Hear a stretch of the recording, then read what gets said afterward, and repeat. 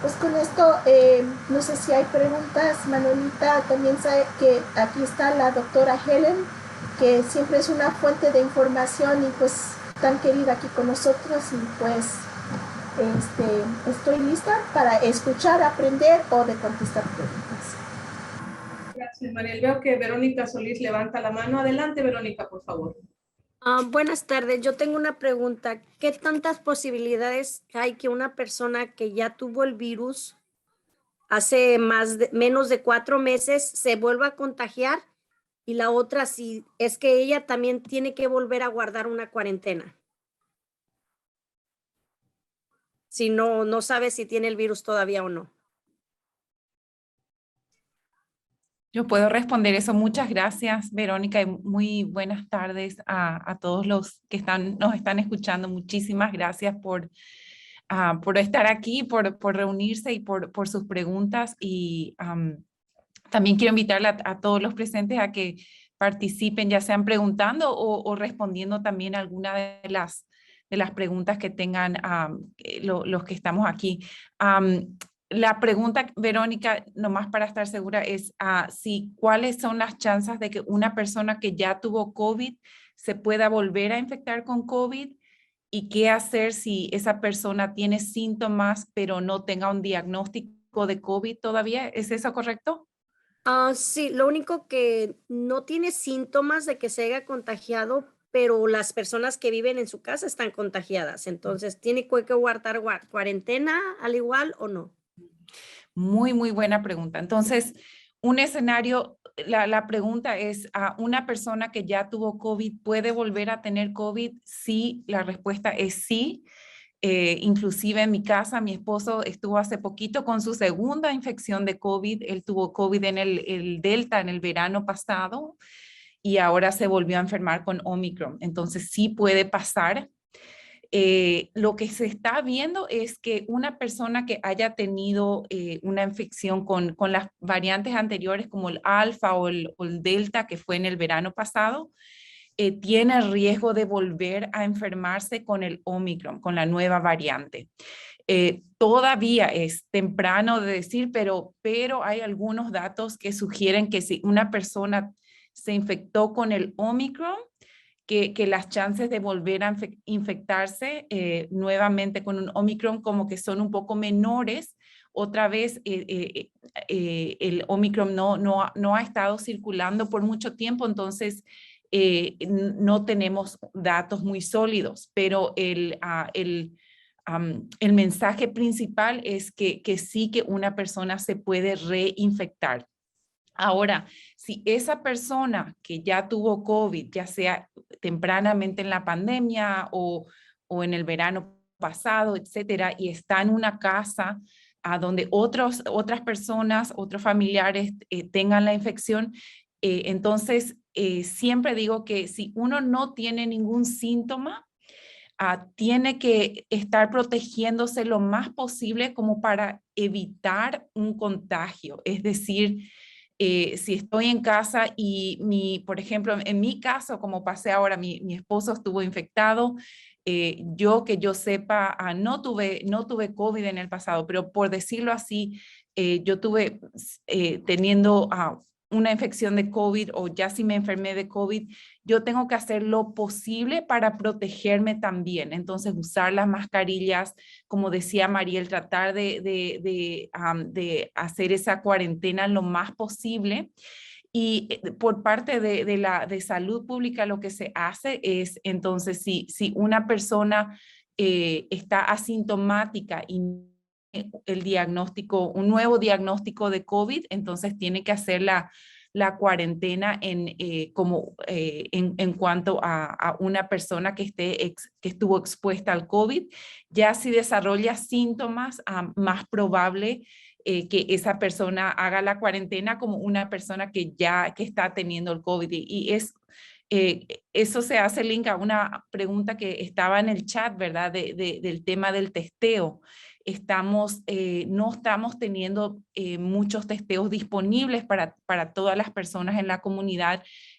Yo misma traté de hacer muchas citas o para mis pacientes que veo en la clínica y no hay tanta disponibilidad de testeo.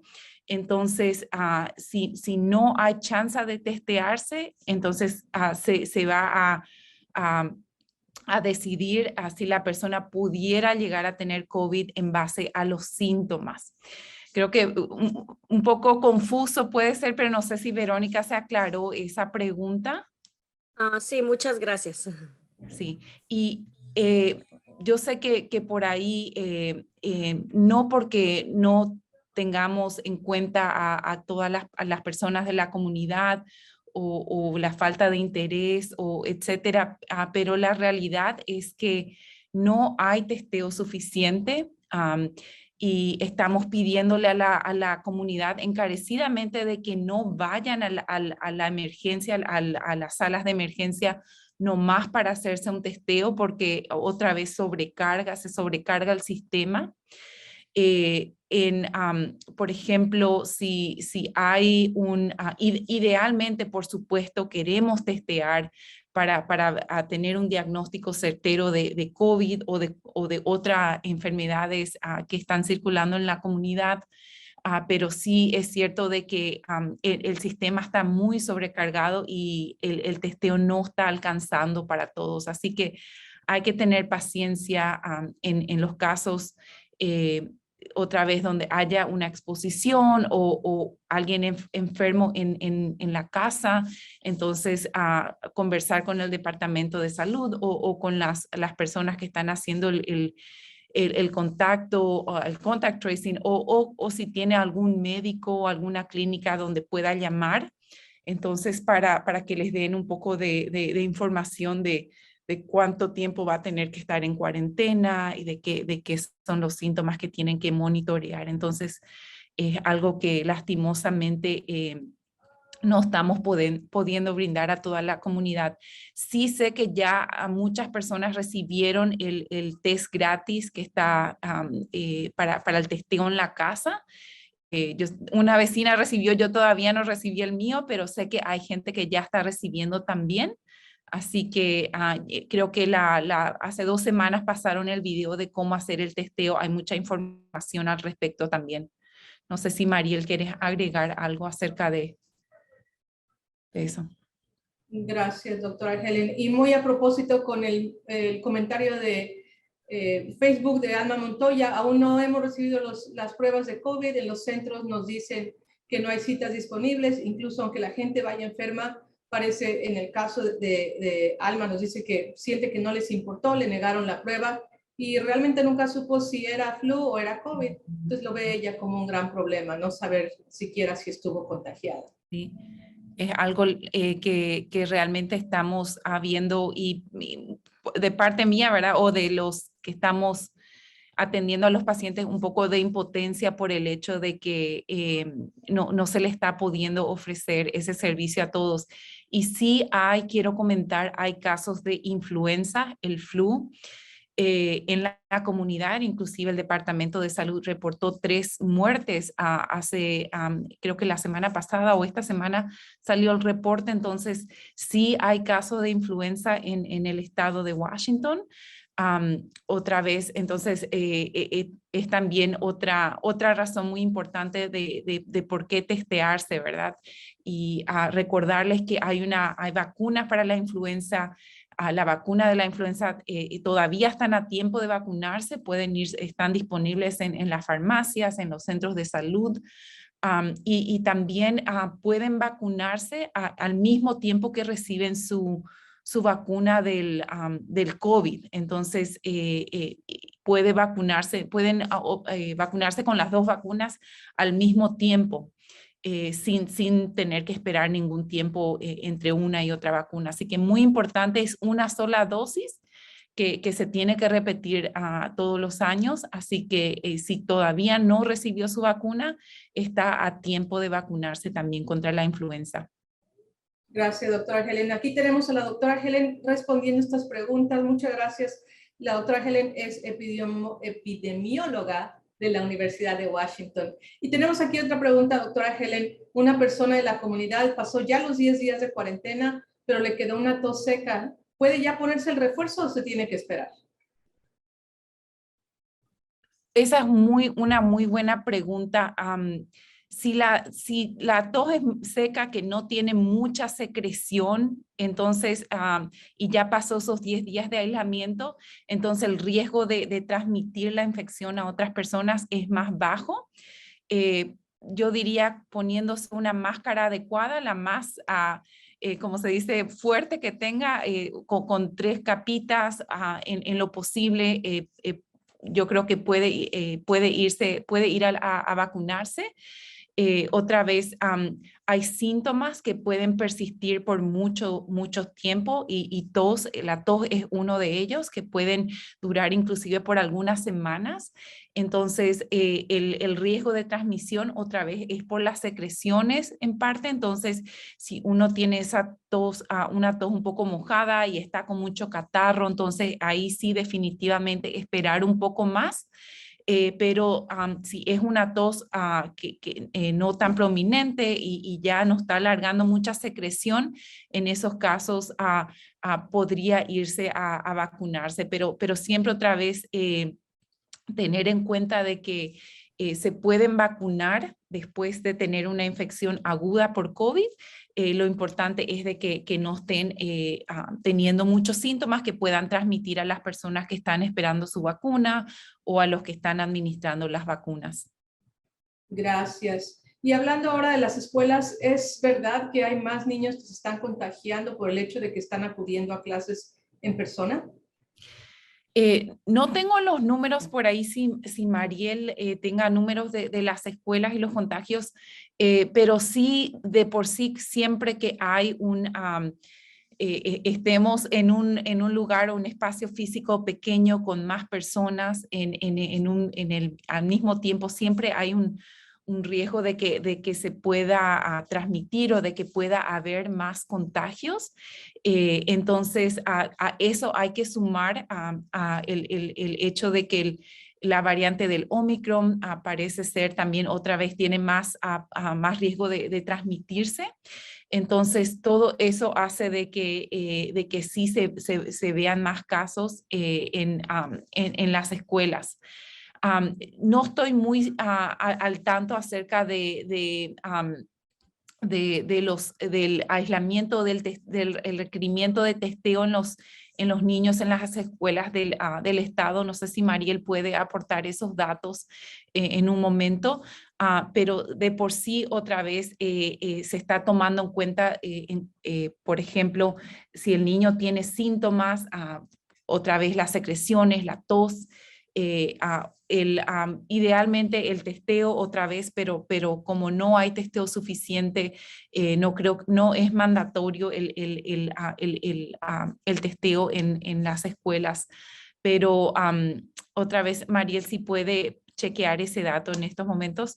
Hay otra pregunta que quiero también mencionar acerca del Omicron que está, a ver quién lo dijo aquí. De parte de Facebook. Sí, del por qué si es más leve, como decía la pregunta. Es menos peligroso y fácil de confundir con un resfriado, porque la persona que hace el comentario piensa que probablemente tuvo COVID, pero pues siempre se le va el olfato y el gusto cuando tiene la influenza. ¿Cómo es que podemos distinguir? Muy bien, excelente pregunta.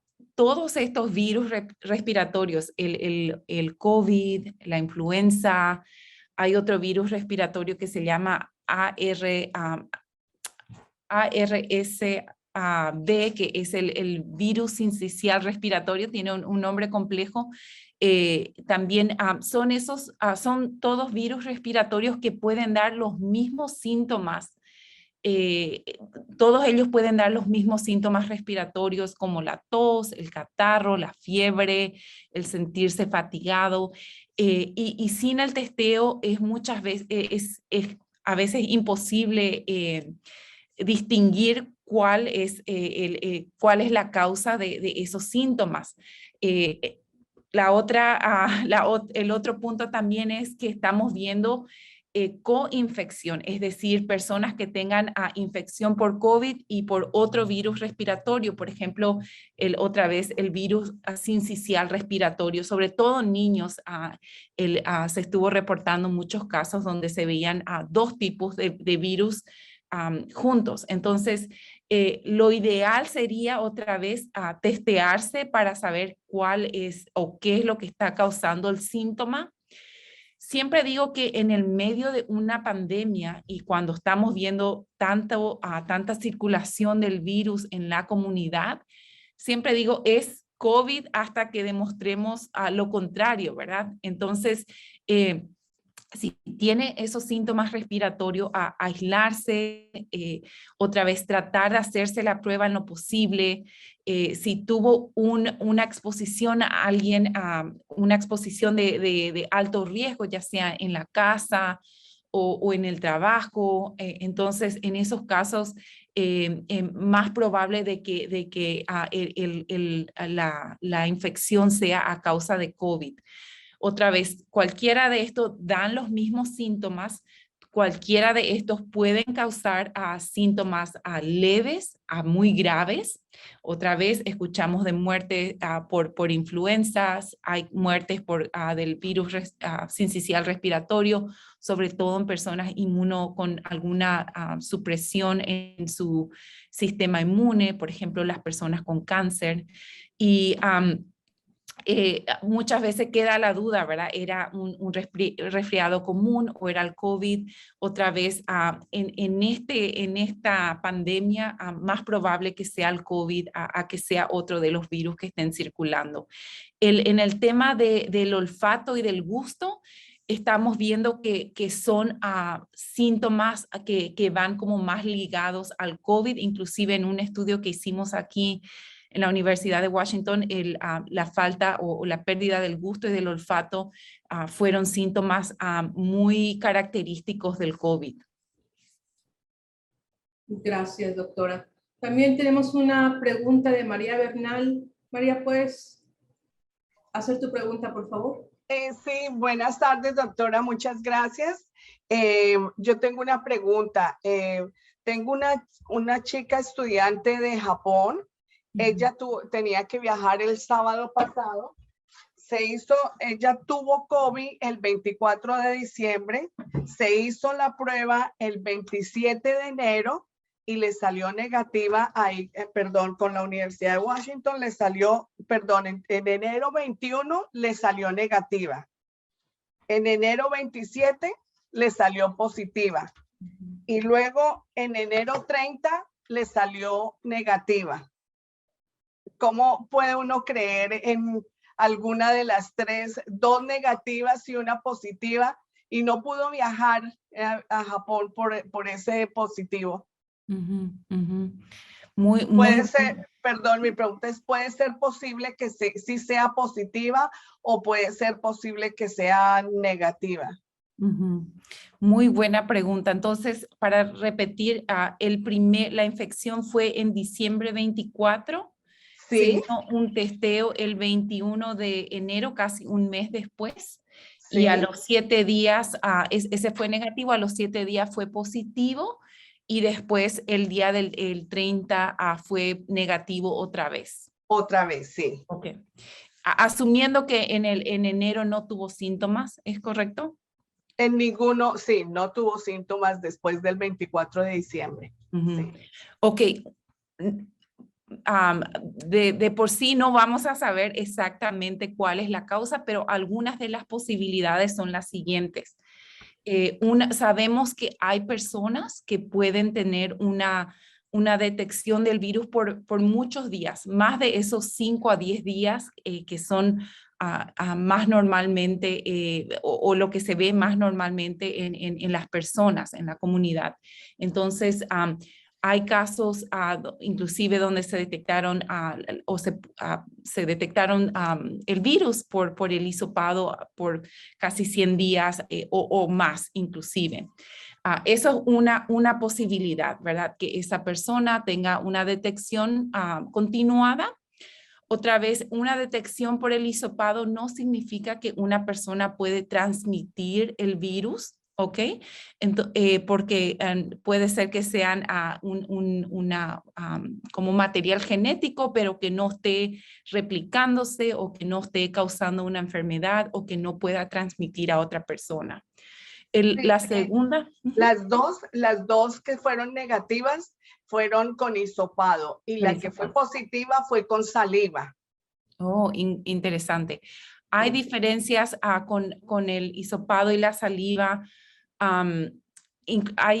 Ahora hay como que se están estudiando también datos porque se dio una hipótesis de que con el test de la saliva quizás estábamos detectando más virus de Omicron comparados al hisopado nasal. No hay datos muy fuertes en respecto a eso. La otra hipótesis puede ser también de que esta persona, por ejemplo, esa detección, sabemos que la detección cuando uno está enfermo en la forma aguda es generalmente todos los días o más precisamente todos los días, pero a medida que el cuerpo va peleando o va combatiendo esa infección, se puede detectar una carga viral como un día sí, un día no, en forma como no o salteada, ¿verdad? No todos los días.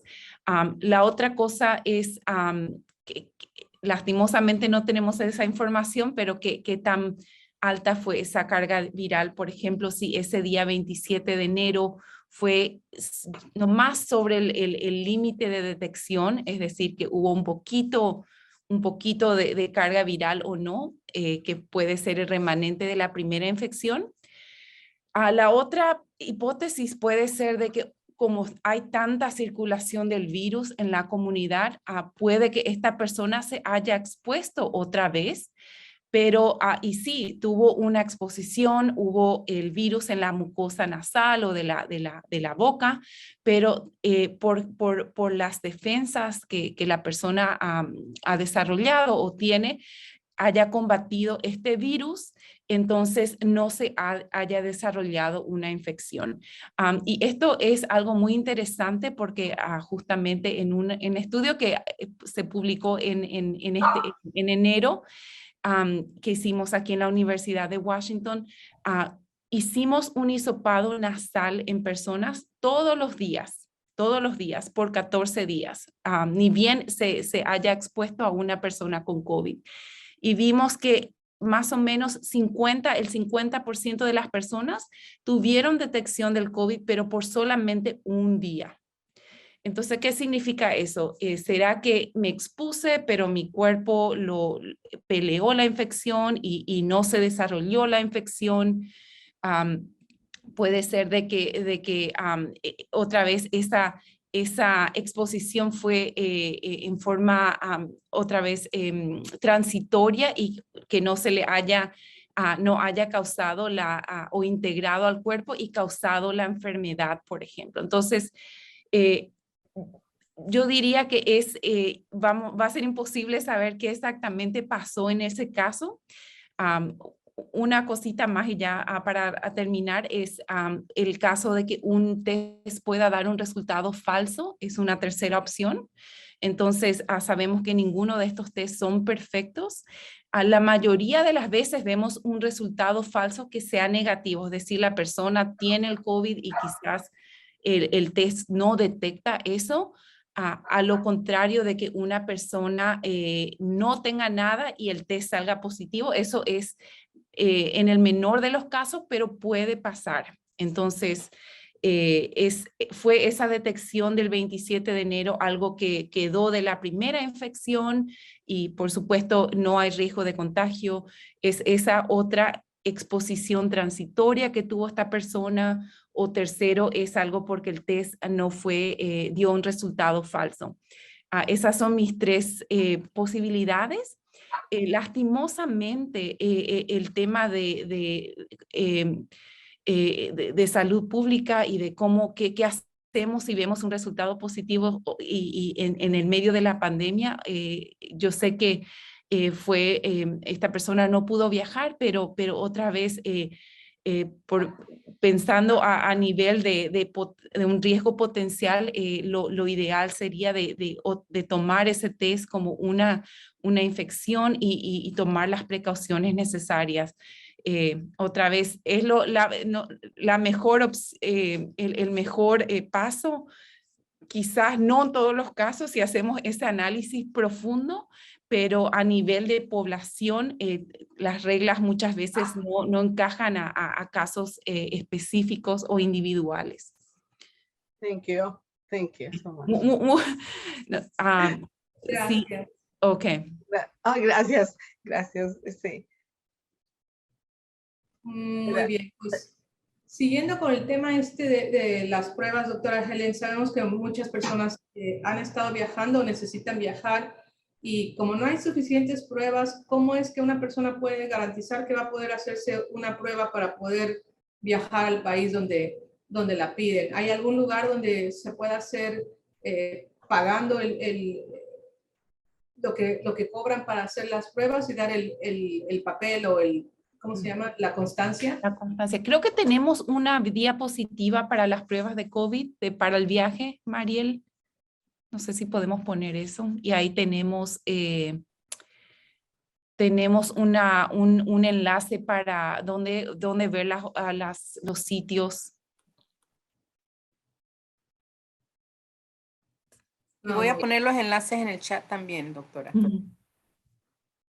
Muy bien. He escuchado por muchos pacientes que están viajando, que también, si viajan sobre todo a otros países, que ya no están pidiendo la prueba del COVID, sino están pidiendo la prueba de vacunación. Así que asesórense, llamen a la embajada o al consulado del país donde van a viajar para poder preguntar específicamente si necesitan la prueba del COVID o si es suficiente con la prueba de la vacunación. Por ejemplo, un paciente justamente esta mañana me estaba pidiendo la prueba del COVID, pero vimos en la página web del Consulado del Perú que solamente necesitan la prueba de vacunación, por ejemplo. Entonces, eso va cambiando muy rápidamente, así que tienen que asesorarse en las páginas web de las embajadas específicas al país que van a viajar. Gracias. Y hablando de viajes, tenemos aquí una pregunta por parte de Facebook. Alguien nos dice que viene aquí de turista únicamente y ¿qué pasa? ¿Le afecta a su visa si se pone una vacuna? ¿Quién nos puede contestar esa pregunta?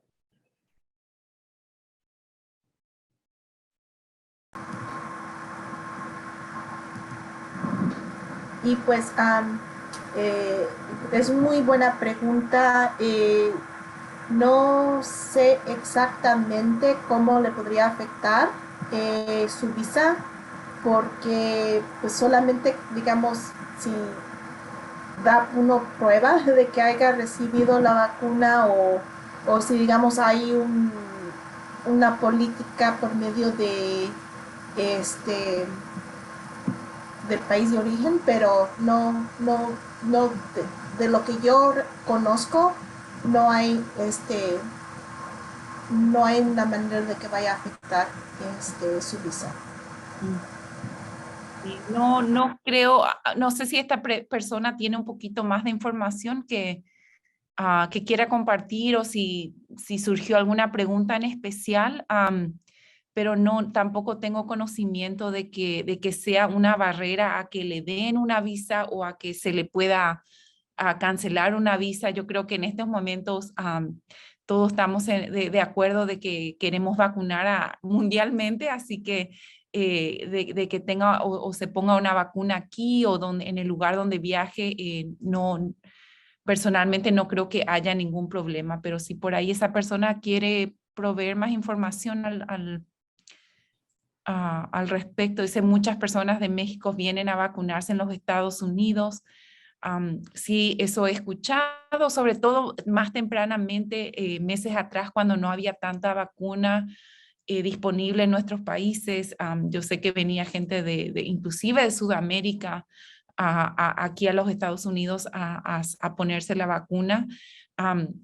yo creo que la situación en Centroamérica y Sudamérica con respecto a la vacuna ha mejorado muchísimo y ya hay también más disponibilidad de las vacunas, así que no sé si eso sea todavía el caso que esté ocurriendo, pero otra vez en estos momentos tenemos vacunas para todos aquí en los Estados Unidos, así que si vienen de visita y no pudieron vacunarse en sus países o si tienen algún familiar que no vacunó, que no se pudo vacunar en sus países, personalmente yo creo que están bienvenidos a vacunarse y de que se pueden acercar a los centros de vacunación también. Y pues también nomás para mencionar, y gracias Gaby por su comentario en el chat, mencionó que pues ninguna de las personas que ella conoce ha tenido problemas con su visa por venirse a vacunar, incluso vienen a vacunar a sus niños. Sé que hace muchos meses atrás, cuando se empezaron a estar disponibles las vacunas donde estaban, digamos, en cantidades reducidas hasta en este país, estaban, digamos, muchos centros de vacunación, no nada más en nuestro estado, pero también a nivel nacional, estaban tratando de, digamos, asegurar de que las vacunas estaban disponibles para sus residentes, porque sí venían personas de otros países como Canadá para vacunarse aquí en los Estados Unidos, pero esto era cuando habían cantidades de vacunas, pero muy, muy pequeñas, ¿verdad? Casi apenas estaban digamos, disponibles. Pero ahora, como mencionó la doctora Helen, no es el caso. Y pues, y como mencionó nuestra compañera Gaby, pues ella también no ha visto de ocasiones donde es, digamos, un problema para la persona y su visa. Gracias. Y María nos pregunta si la prueba PCR se hace con hisopo o con saliva. Muy bien. La PCR es como un término general del testeo que se hace generalmente con el hisopo, se manda al laboratorio y se hace con un equipo especial. El test de la saliva, a mi entender, la mayoría de los que están disponibles es del test rápido, que también detecta partes algunas moléculas o antígenos del COVID. No es directamente comparable al que se hace en el laboratorio, pero otra vez muchos de esos están validados para la detección del COVID. Hay un poco de diferencia en cuanto a las marcas, a las marcas que están disponibles, pero no he visto datos que digan, esta marca es más precisa que otra. Así que cualquiera que sea aprobado por la FDA o que sea evaluado y aprobado por la FDA es válido. Gracias, doctora. Y aquí tenemos otra pregunta de Facebook de parte de Wences Domínguez. Dice que se sintió mal, cuerpo cortado, dolor de cabeza, tos seca. Acudió a lo que en México se le llama el Instituto Mexicano del Seguro Social, que es el servicio médico de nuestro país. El doctor le comentó que no era COVID y el siguiente día en su trabajo le hicieron la prueba, le realizaron la prueba y me comenta el doctor ser positivo COVID. Tengo dudas. ¿Qué me recomienda, doctora? Yo creo que con esa prueba positiva, el diagnóstico para mí va a ser un diagnóstico de COVID, de infección por COVID. Creería que esa primera evaluación no le hicieron el hisopado, ¿verdad? Pero con ese hisopado ya da un diagnóstico certero de que es una infección por COVID y tiene que seguir la cuarentena o el aislamiento recomendado, monitorearse los síntomas y sobre todo que si tiene falta de aire o por ahí tenga mucha fatiga donde no pueda ni siquiera levantarse o tenga algún síntoma que le parece de altamente preocupante, otra vez acercarse al centro de salud, pero otra vez, mi opinión personal es que en el medio de una pandemia, una persona que tenga los síntomas respiratorios del COVID o otra vez de alguno de los virus respiratorios, por la prevalencia, por la cantidad de virus de COVID que estamos viendo en la comunidad, es ciertamente COVID hasta que descartemos lo contrario. Con la aclaración de que hay otros virus como el flu que están circulando y por supuesto hay otras enfermedades que pueden tener síntomas similares. Así que cuando hay alguna duda, acercarse al centro de salud para evaluarse. Creo que Verónica tiene una pregunta. Después tengo algunos puntos nomás que quiero también comentar. Sí, doctora. Verónica. Y antes de darle la palabra a Verónica, aquí tengo una pregunta que me mandaron privada. Si hay una persona que está esperando a su familia que venga al nacimiento de su hijo, ella tiene miedo de que después de haber tenido la travesía de viajar por avión, que pueda haber una posibilidad de que contagien al recién nacido. ¿Qué recomienda usted, doctora? Sí, esa es una muy buena pregunta. Otra vez, con todos los casos que estamos viendo, un viaje puede ser ponerle en riesgo de enfermarse. Idealmente, si puede al llegar de ese viaje estar unos días aislados y monitoreando síntomas, sería lo ideal. Usar la mascarilla en todo tiempo, en todo momento, también es muy recomendable. Si ese aislamiento no puede hacerse o no se puede esperar unos días antes para monitorear síntomas y estar seguro de que no desarrolla síntomas en los siguientes 2 o 3 días, entonces tratar de estar protegidos con el cubreboca, sobre todo para no pasarle ninguna saliva o ningún riesgo para ese recién nacido. En lo más que sea posible, lavarse las manos antes de tocarle al bebé, sanitarse con alcohol en gel o un lavado de mano.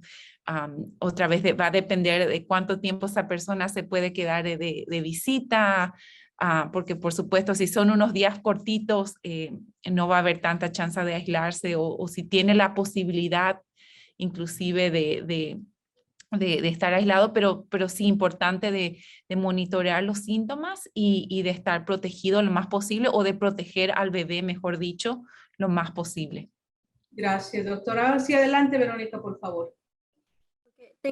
Mi pregunta es, hay mucha gente de la comunidad, incluyéndome a mí, que fuimos contagiados con el virus del COVID, pero hay como dudas que tenemos síntomas que nos duele la cabeza, nos sentimos mareados y nos causa como náuseas y lo único que nos ayuda es dormir. ¿Es provocado por el COVID o por las vacunas? Muy buena pregunta, Verónica. Yo creo que este tipo de síntomas prolongados después de esa infección aguda, después de los primeros 5 o 10 días, se están viendo más y más. Hoy mismo mandaron consultas, ¿verdad?, acerca de los síntomas de post-COVID, que le llaman, o las secuelas del COVID. Es algo que estamos viendo más y más por todos los casos que se están dando o que se dieron a lo largo de la pandemia. Se puede manifestar de muchas maneras. Puede ser una fatiga prolongada, puede ser síntomas como intestinales, como decías vos, náusea o como distrés gástrico. Hay personas que pueden tener, como era en el caso de esta señora que atendí hoy, tuvo una infección de COVID en mayo del 2020 y todavía tiene síntomas de dolores musculares, de fatiga profunda, que no se le mejoraron después de la infección. Entonces, estamos evaluando, estamos aprendiendo más y más. Esto es real y es importante que tengamos en cuenta para las personas, sobre todo que no se han vacunado o que no se han infectado. Verónica, hay una clínica en la Universidad de Washington, por ejemplo, que creo que están atendiendo a personas que tengan secuelas después del COVID. Puedo buscar más información y compartir acerca de eso, en donde puede quizás consultar o evaluarse. No tenemos tratamiento específico para ninguna de estas secuelas. Sí hay datos, inclusive que salieron recientemente, era uno de los puntos que quería mencionar, acerca de que son datos de la población en Israel que salieron hace unos días atrás, donde vieron que ese riesgo de sufrir secuelas de COVID es muchísimo menor en personas vacunadas. Es decir, si comparamos personas que tengan COVID y no se vacunaron con personas que tengan COVID pero que se vacunaron, las personas vacunadas tienen muchísimo menor riesgo de sufrir alguna de estas complicaciones después de infectarse con el COVID. Así que otra razón muy importante de que aquellos que no se hayan vacunado, que se vacunen. Y creo que pusieron una información ahí también en el chat acerca de este programa que hay en la Universidad de Washington para personas que tengan secuelas del COVID. Eso es real. También mencionaba hace 2 o 3 semanas que se están viendo mayores casos de diabetes en niños que se piensa están relacionados a la infección del COVID también. Así que no solamente secuelas en los adultos, sino también en los niños. Y como sabemos, sabemos la enfermedad de diabetes es una enfermedad que no se cura, hoy en día no tenemos cura, entonces es algo que una vez diagnosticada generalmente necesita tratamiento de por vida. Entonces otra razón de seguir protegiéndonos y de vacunarnos en aquellos que no sean vacunados. 3 puntitos más que quiero mencionar y después quiero ver si hay alguna otra pregunta. Las mascarillas, como decía Mariel, muy importante. Cualquiera sirve, mejor si tengan unas que sean el respirador, el N95, como le dicen, N95. Si no tienen, usen la que tenga, pueden ponerse doble mascarilla si su mascarilla tiene una sola capa. Idealmente que tengan 3 capas es lo más ideal. Las embarazadas, las mamás las que están esperando a sus bebés vacunarse, estamos viendo que la vacunación en embarazada es mucho menor a las personas, a las mujeres que no están embarazadas, y el riesgo para la mamá y para el bebé son mucho mayores, inclusive de muerte, en las mamás que no están vacunadas. Así que las mamás que están esperando, por favor, también consideren la vacunación. Es muy importante para protegerse a sí misma y también para protegerle al bebé. El booster, como dijo Mariel, nomás quiero mencionar unos datos. Sí vimos que las 2 vacunas dan muy buena protección. Esa protección baja un poquito con respecto a la variante de Omicron, pero el booster como que lleva otra vez a esa protección de casi el 90% con las 3 o con el booster de la vacuna. Así que los que tienen solamente 2 vacunas, por favor acérquense a ponerse la vacuna de refuerzo. Es muy importante y sí vemos que hace diferencia con la variante del Omicron. ¿Qué más? Creo que eso fue todo, y otra vez mencionar que los niños sí también están en riesgo de enfermarse por COVID. Vemos muchas complicaciones, inclusive en muertes en los niños. Aquellos que califican para las vacunas, por favor, consideren y vacúnenle a sus niños. Estamos esperando muy ansiosamente de que la vacuna se pueda aprobar para los niños menores de 5 años. Los estudios evaluando la vacunación en los niñitos más chicos siguen en proceso. Y hay mucho empuje de la comunidad científica, médica, de los padres, para que se evalúen lo más antes posible y que se puedan aprobar lo más rápido posible para los niños los más chiquitos que todavía no están pudiendo recibir las vacunas. Eso creo que fue todos los otros puntitos que quería mencionar. A ver si hay alguna otra pregunta. Parece que no, doctora Helen, y hemos llegado ya a las 6 de la tarde. Y pues siempre, con mucho gusto de escucharla, doctora Helen, agradecemos mucho que haya estado el día de hoy con nosotros respondiendo estas preguntas, también a Mariel y a todo nuestro equipo. Vamos a despedirnos pidiéndole a todos ustedes que por favor se mantengan informados.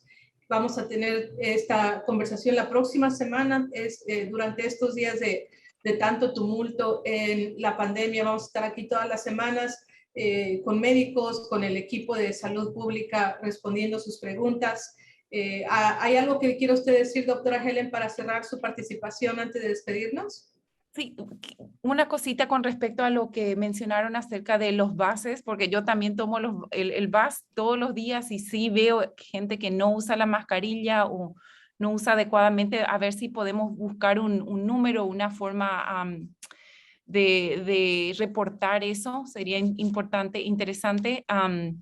Y nada más, que muchísimas gracias por su participación, por estar acá. Voy a tratar de estar la semana que viene y protéjanse, protejan a su familia, sigan usando las mascarillas, vacúnense y compartan la información que sepan en la casa, con el vecino, con los familiares que están en otros países, y por favor acérquense con sus preguntas. La información, el equipo acá, como dice Estrella, pone todo ese esfuerzo de poder tener estas reuniones para poder informarles con información certera, con información que no sea falsa, y muchísimas gracias por su participación. Gracias, doctora Helen. Y gracias a todos ustedes por acompañarnos y nos vamos a ver la próxima semana. Verónica, también muchas gracias por la participación, por las preguntas y por estar aquí el día de hoy. A todos ustedes, nos vemos la próxima semana. Hasta luego. Hasta luego, gracias.